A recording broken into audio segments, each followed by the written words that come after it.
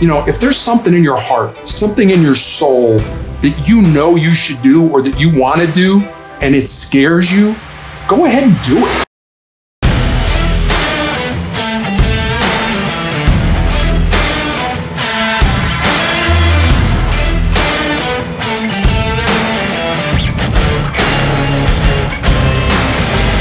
What's shaking? Welcome back to All In. I'm your host, Rick Jordan.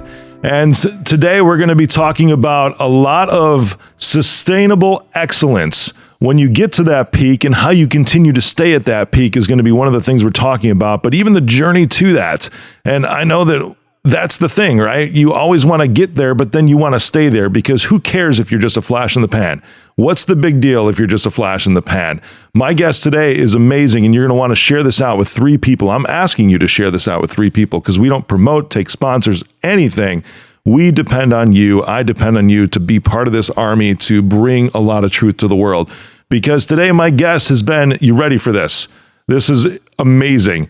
An NCAA basketball player, a Citadel cadet, a marketing executive, hospital administrator, undercover narcotics investigator, SWAT team hostage negotiator, along with the business owner, motivational speaker, and author, and most recently, a cancer warrior. He's the author of Sustainable Excellence, which is why we're talking about that today. 10 Principles to Living Your Uncommon and Extraordinary Life. Terry Tucker, welcome to the show.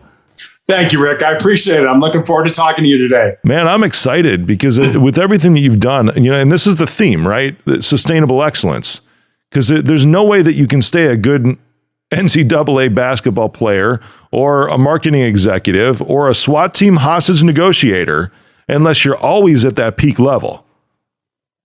Oh, absolutely. I mean, that's I look at my resume sometimes and think one of these days I'm going to figure out what I'm going to do when I grow up. But on the other hand, I've been extremely fortunate to work in some, that marketing job was at Wendy's and their corporate headquarters, in the heyday of kind of fast food and things like that. Hospital administration. I worked for a very young CEO that went on to become the president and CEO of Henry Ford Health Systems. Wow.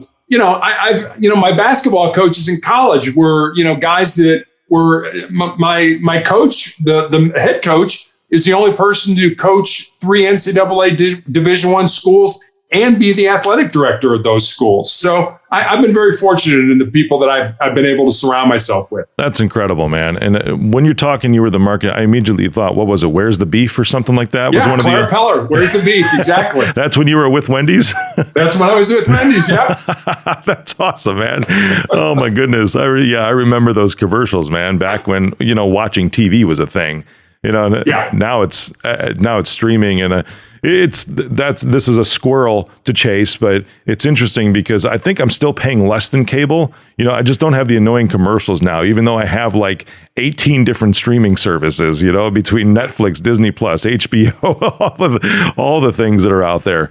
But yeah, absolutely. Man, that was one of the best things, and I think people still watch the Super Bowls for commercials these days, or even just for commercials. And that was one of the best, man. Was that your brainchild? The Where's the Beef? I wish it was my brainchild. You think about, Clara Peller, the woman who used those lines, was like an 86-year-old former beauty operator, a hairstylist who all of a sudden rose to fame, in the very late part of her life. You keep hitting the wall. Eventually, you're going to break through. I'd love to have her on the show and see, because you've got 18 things listed out that you've done. I wonder if she would be like, "Where's the beef lady?" or something. Yeah, exactly. Yeah. That's hilarious, man. Unfortunately, she's no longer with us, but that's okay. Yeah, for sure. Oh, I'm sorry. Wow. I didn't know that. Oh, I guess that would be the case because that was back in the 80s, wasn't it? Yeah, exactly. Yeah, wow. I didn't do the math in my head right there. That's okay. Yeah, it was absolutely incredible. Well, anyways, it's an homage then. Exactly. Because it was absolutely incredible. With everything that you've been through, because even in marketing, because marketing is constantly changing. Business is constantly changing. Even take a look at this past year and a half could you imagine yourself still as a hospital administrator over the past year and a half? No, I really couldn't. And it's interesting to now be sort of on the other side of that, being a cancer patient and having spent, about 10 years of my career in hospital administration and a fairly large hospital. We were 5,000 employees, about 1,100 beds. So we were a large organization. And just all you were constantly having to innovate. What are we doing next? And, I remember the coach of Kentucky, whose name, Jim Calipari, who talks about, the health of a university. You can always tell by how many cranes there are, around the campus. The same thing, when I was in hospital administration. What are we building now? We're building a heart center. We're building a cancer center. We're updating our ER and things like that. So, it's constant innovation. If you don't, you're going to end up being left in the lurch. That's an interesting perspective. So if you're driving by a hospital, just like a college campus, you want to look to see if there's new construction. Exactly. Intriguing. What are they doing? What's the latest and greatest that they're doing? Wow, that's interesting. And I think about the hospital that's closest to me, and it's almost all the time that they're building something. I mean, they're a top 100 hospital or something like that across the U.S., but it's always a new wing, a new outlet building, something, a new surgery center, something like that. Yeah. That's incredible. So is that one of the keys to really kind of sustainable excellence, is constant innovation and always building something new? I think so. I mean, whether you're talking about an organization or whether you're talking about yourself, what are you doing to continue to move forward? I always go back to the Shawshank Redemption movie of, that great quote, get busy living or get busy dying. Yeah. If you're not growing, then you're dying. So you constantly have to keep moving forward. And so many people in life don't do that. They just get to a point in it, keeping with the movie vernacular here, Groundhog's Day, the same thing over and over. You get up the same day, same thing. Next day, same thing. Man, you're pulling out classics here, but now you're also inspiring me because, my twins are 14 and they haven't seen Shawshank Redemption yet. Yeah. And that I was probably, when did that movie come out? It was probably like, I'm 42. It was probably when I was 14, somewhere around that time. Yeah, like early 90s, wasn't it? Yeah, I was going to say somewhere in the 90s. Yeah, it's a good time for them to watch it too, with Tim Robbins and Morgan Freeman, man. That was there's a lot of life lessons in that when you look at it. There certainly is. And that's, I love that analogy of, if you're not growing, then you're dying, and you don't want to be dying. You want to be continually moving forward. For sure. Well, that's a stagnant area, isn't it, though, that you just think, well, I'm not doing anything new right now. I'm just maintaining. I've heard that concept too, but I would think that maintenance in some way, if that's the only thing you're doing, kind of clashes with sustainable excellence.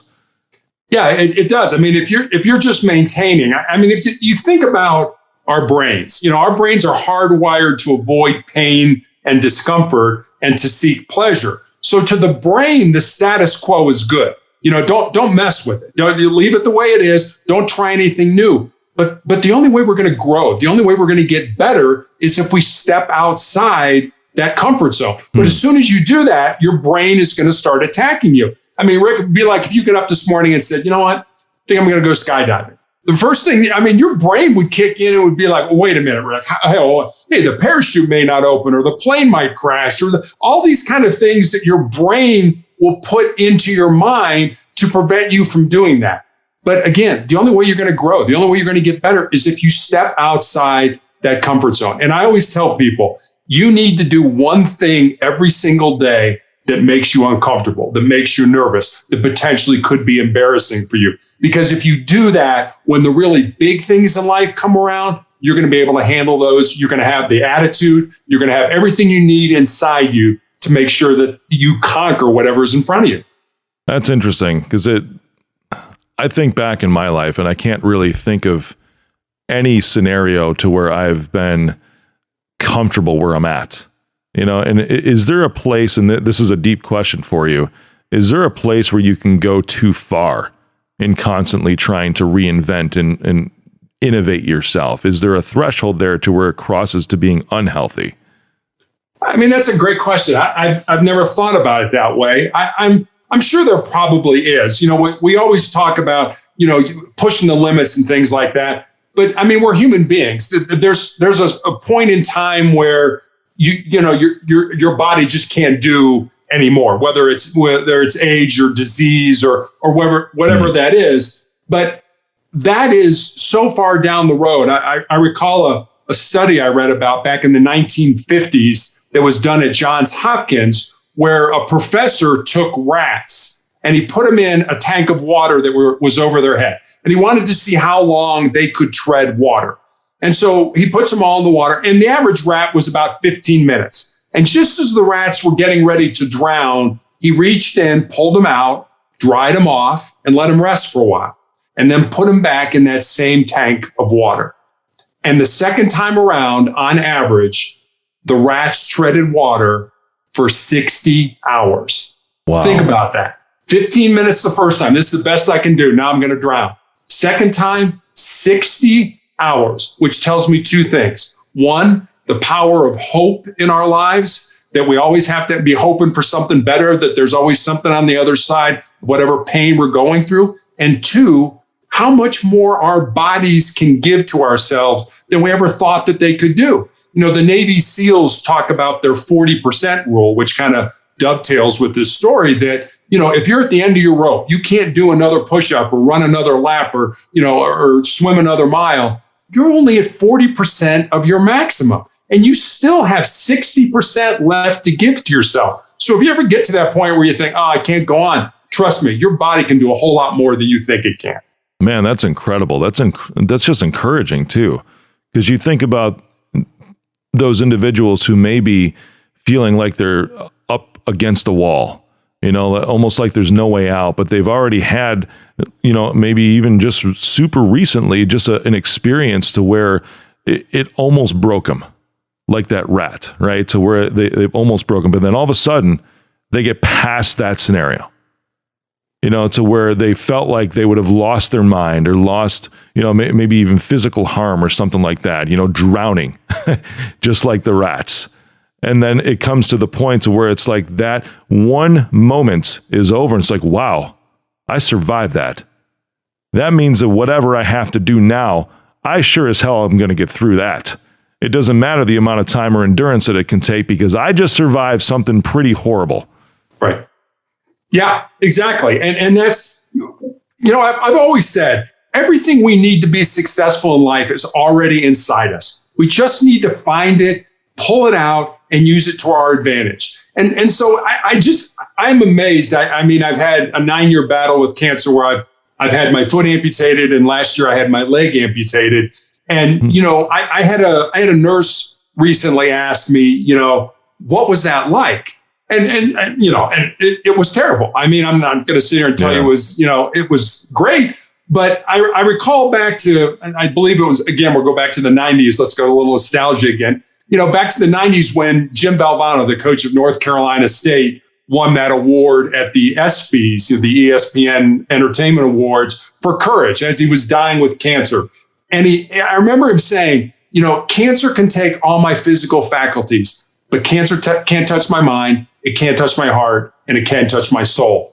I didn't understand that back in the early 1990s. I understand that today. You know, losing my foot, losing my leg, you know, I sort of joke with my orthopedic surgeon that you're just sort of piecemealing me to hell one body part at a time. You know, it's like, here's a foot, here's a leg, here you go, you know. But it really is true that this is not who we are. You know, this physical body is just a house or a vessel or whatever you want to call it. Our hearts, our minds, our souls, that's who we really are. And those are the things that we should nurture. Those are the things that we should grow and develop, because if we do that, we can do anything we set our minds to. Yeah. So what are some very applicable principles to that? Because you and I mean, we're talking, you know, we've had some hard-hitting questions already, but we're kind of talking about just sort of, if I put myself in the shoes of someone who's listening right now, and they're probably thinking, wow, Rick and Terry, you guys, that sounds wonderful, but what do I do today? And I'm sure you probably get into this in your book, right? With your 10 principles to living uncommon and extraordinary. It's like, how do I start that to actually make that real? Because right now it sounds great, but how does that become real? I guess even before I get to the principles, let me give you what I've come to know for me as my 4 truths. And these are just things that are like the bedrock of my soul that I know, that I've learned over this 9-year battle with cancer. And I have them on a Post-it note here in my office. I see them every day, multiple times. I love that, They're just man. one sentence each. Yeah. And I'll give those to you. Number 1 is you need to control your mind or your mind is going to control you. You can't tell this from looking at me, but I'm 6'8" tall, and I played college basketball at the Citadel in Charleston, South Carolina. But when I was 15 years old, I had a couple knee surgeries that were pretty severe. And I remember when I went back playing, my mind was putting all these negative thoughts in my brain. It's like, you know what? You're probably a step slower, or college coaches aren't going to want to recruit you to play. And I'm like, wait a minute, I'm still playing at an elite level, and coaches are still contacting me about playing for their universities. So I had to switch that narrative into, no, wait a minute, there's something positive on that side. And if you think about it, we get 60 to 70,000 thoughts in our brains every single day. Yeah, we do. How can we find those negative thoughts and flip them? It's not easy, and it's not going to happen overnight. But if you think about it, your mind can hold one thought at a time. Why would you want to make that a negative thought? So that's the first one. The second one, second truth is we need to embrace the pain and the difficulty that we all experience in life and use it to make you a stronger and more determined individual. Pain is inevitable. We're all going to experience pain in our lives. And it doesn't have to be, cancer pain like mine. It could be you flunk a test at school, or break up with your boyfriend or your girlfriend, or, don't get the promotion at work that you think you deserve. Pain is inevitable. Suffering, on the other hand, suffering is optional. Suffering is what you do with that pain. Do you take it and use it to make you a stronger and tougher and more determined individual? Or do you wallow in it and want people to feel sorry for you and feel sorry for yourself? Now, you're looking at me. There's no S on my chest. I don't have a cape. So, I'm a human being. I have bad days. I cry. I feel down. I feel depressed. I just choose not to stay that way. And I'm telling you right now, whether you choose or whether you decide to wallow in it or whether you decide to use it to make you stronger, that's a choice that only you can make. The third truth is more of a legacy truth, and it's this: what you leave behind is what you weave in the hearts of other people. And I just put that in there because I think it's important for all of us to think about the end game in our life. What would our ancestors say about the lives that we live? What are people going to say about you at your funeral? So I think that's something we all need to consider at some point in our life, because inevitably we're all going to die. So problem is, everybody dies. Not everybody really lives. And then the fourth one is pretty self-explanatory. As long as you don't quit, you can never be defeated. And I know my pain is going to end someday. It may end through surgery, may end through medication. Quite frankly, it may end when I die. But if I quit, if I give up, if I give in to pain, pain will always be a part of my life. It's intriguing how these truths have to do with the cancer battle that you've had so far, that you're still fighting right now, because that isn't necessarily something that, it isn't something that you can control. It's just something that you have. And I'm thinking of the correlation between you don't have a choice as far as whether to have cancer or not, but you have the choice as far as how it affects you, how you embrace it, how you view it, what you decide to use it for, which is awesome, because you're on the show right now. There's so many out there that are in situations, man, to where they do have a choice to be in that situation or not.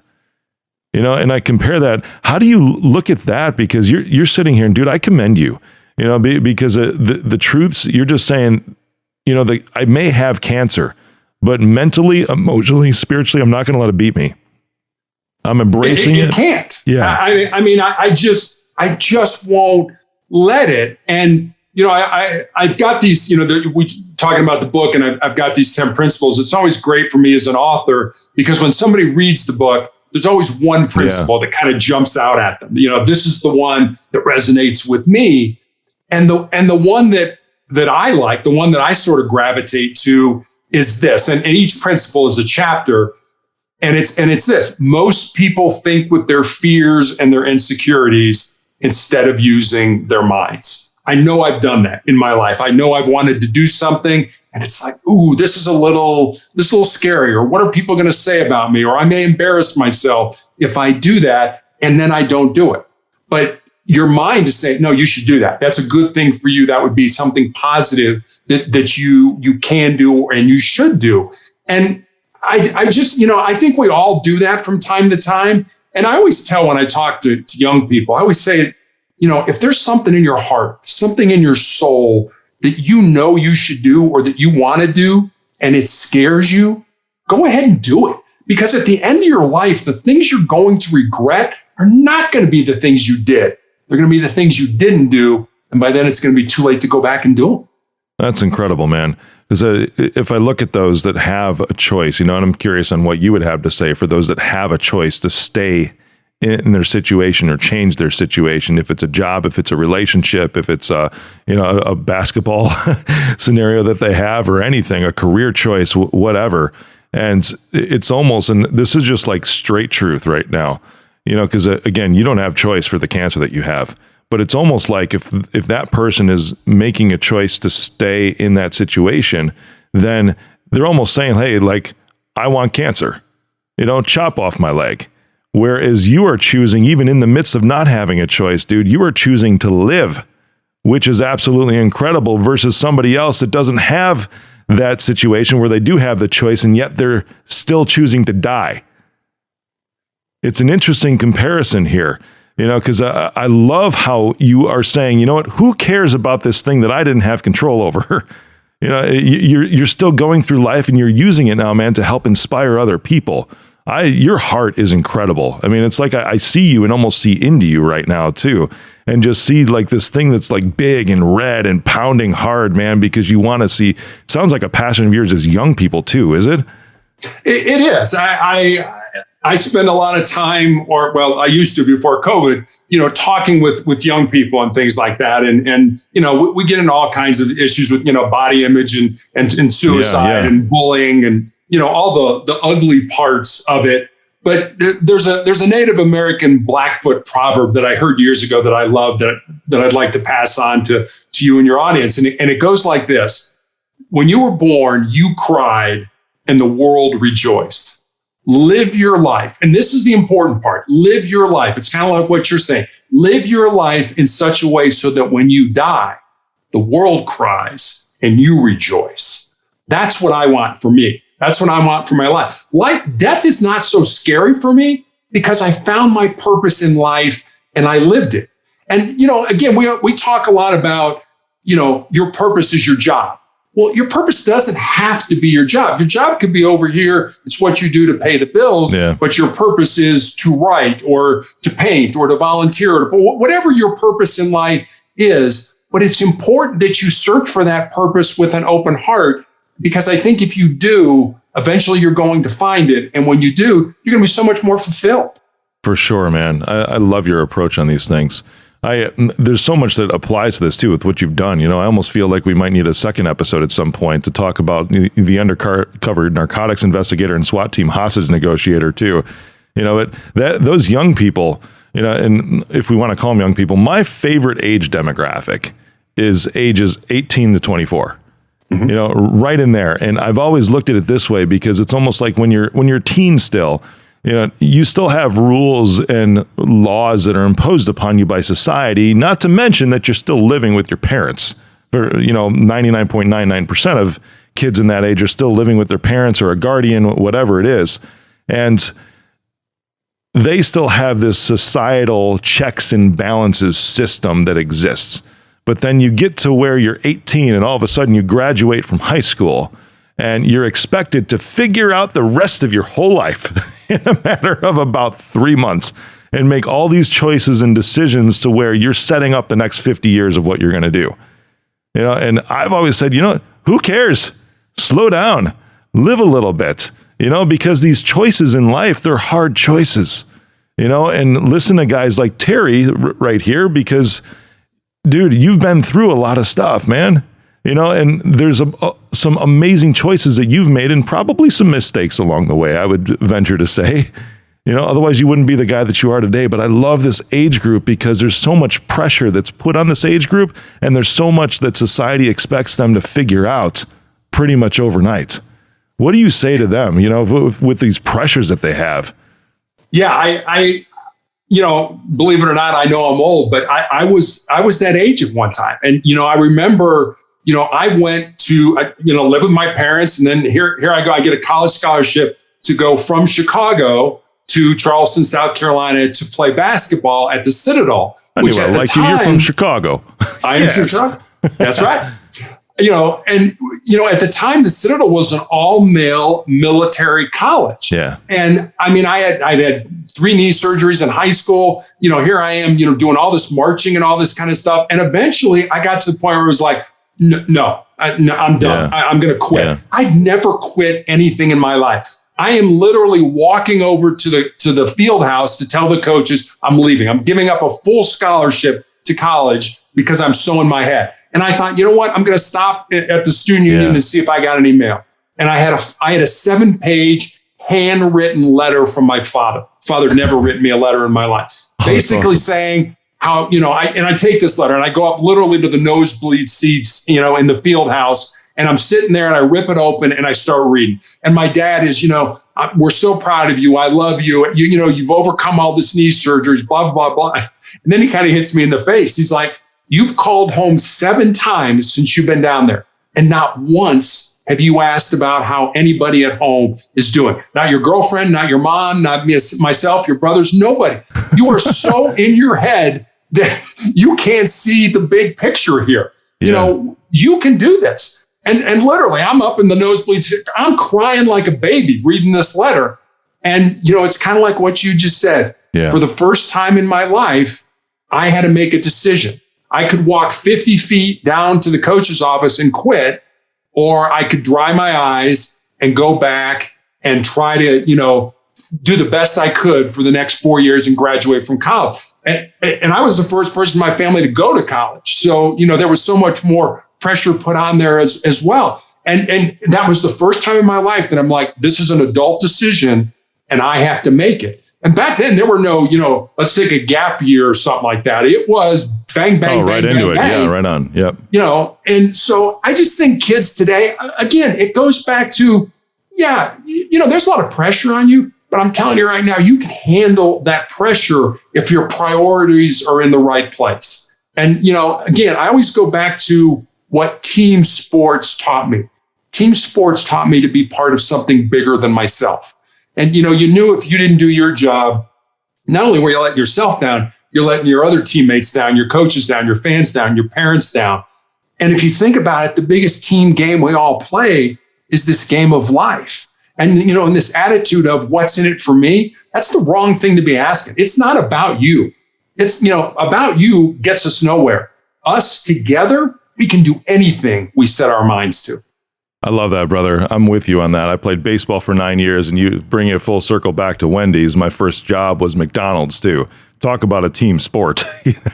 Trying to pump out all those burgers, man. It was incredible. But I appreciate your attitude towards the next leaders of our generation. And that's how I always see them, and you're talking about you didn't have a gap year or anything when you went to college, you were the first one in your family, right? From what you said. Yeah. I was one of the first not to, so I had the opposite form of pressure, still pressure. Yeah. But, I look at it now. There's a lot of pressure. Our daughter is a graduate of the Air Force Academy and is a lieutenant in the new branch of the military, the Space Force. Oh, that's awesome. And, there was this pressure on the kids at her school that, you've got to go to college. You've got to do all this. And it's like, you don't have to go to college. Maybe you're good at a skilled trade. Maybe you're great as an electrician or a plumber or something like that. Don't think that your life is defined by, I've got to go to school. I've got to go to college. There are a lot of really, supposedly intelligent people that are incredibly ignorant, in life. And I'm sure we both, we've run into them all along. So, again, find out what your purpose in life is. Be open to that with your heart. If you do that, you're not going to go wrong. You're not going to be steered in the wrong way. Do what you feel is right for you. And if you're happy doing it, that very well may be your purpose. Awesome, man. As we pull this to a close, can you tell me a little bit about the type of cancer that you have? I have a rare form of melanoma that appears on the palms of the hands or the bottom of the feet. There's about 5,800 people or so in the US that get this form of cancer every year. So it's really incredibly rare. But it's one of those things where, a couple of summers ago, I ended up having genetic testing of all 88 genes that doctors either know for sure or suspect cause all different forms of cancer. And I have no mutations in any of my genes, which begs the question, why? Yeah. And my doctor can't tell me why. So I don't spend a lot of time worrying about the why. I just have to live with it and do the best I can. Dude, that's a good life principle too, isn't it? Because this whole why question too, when it comes to bad things in your life, the why, I remember Simon Sinek, right? Determining what the why is in your life. And I think that's important, but that's going forward in life. When you're looking in retrospect and asking the why, it's almost like this innate thing that we have as humans to try to find closure. Or to find blame. Yeah. Oh my God. We're always trying to blame. Let's blame our parents or bring in the fire. Yep. Yeah. Or our teachers or our status in life. Yeah. The world owes us nothing. If you want something in life, go out and find it and go get it. Dude, that's amazing. I really appreciate you being on today, Terry, because this has been a super fun conversation and just incredible. And I hope we do have a demographic that's in the 20s. That's pretty much our biggest demographic. So everyone listening, go to Terry's website at motivationalcheck.com and see everything that he has, because he's got an amazing book and you've heard him today. Just absolutely incredible human. My man, Terry, thank you for being on, brother. Rick, thanks for having me on. I really appreciate it.